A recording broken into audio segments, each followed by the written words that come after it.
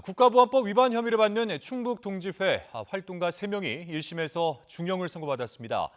이들은 증거가 조작됐다며 혐의를 부인했지만 재판부는 국가보안법 위반 혐의가 있다며 유죄를 선고했습니다. 이성우 기자입니다.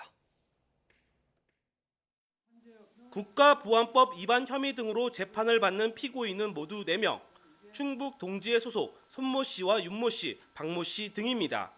이들은 2017년 북한 공작원의 지령을 받아 자주통일 충북 동지회를 결성한 뒤 미어 2만 달러 상당의 공작금을 수수하고 4년간 충북 지역에서 국가기밀 탐지, 국내 정세 수집 등 각종 안보 위해 행위를 한 혐의로 기소됐습니다.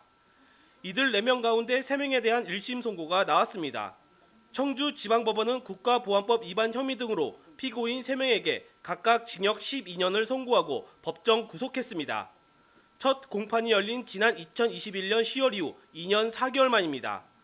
다만 피고인들이 수집한 정보의 가치가 크지 않아 국가기밀로 볼 수는 없다며 간첩죄는 적용하지 않았습니다. 재판부는 피고인들이 북한으로부터 지령문과 공작금을 받은 뒤 활동 내용을 북한에 보고한 범행은 자유민주주의에 실질적인 위협을 가한다고 밝혔습니다. 다만 수집한 정보의 가치가 크지 않고 동조자를 포섭하려 했지만 가족관계 외 아무도 하지 못했다는 점 등을 고려해 형을 정했다고 덧붙였습니다. 하지만 피고인들은 법정으로 들어가기 전 기자들과 만나 증거가 조작됐다며 혐의를 강하게 부인했습니다.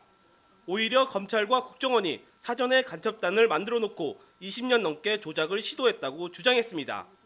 일단은 이 사건이 만들어진 것이 좀 전에 말씀드렸던 것처럼 30년 사찰을 해서 2000년도에 이미 다 만들어 놨던 것을 2021년도에 조작을 완료를 했다라고 저희는 보고 있습니다. 이들은 1심 결과에 승복하지 않고 곧바로 항소하기로 했습니다. 또 유엔뿐만 아니라 독일 대사관에도 망명을 신청했다며 교도소 내에서도 지속적으로 망명을 신청하겠다고 밝혔습니다. YTN 이성우입니다.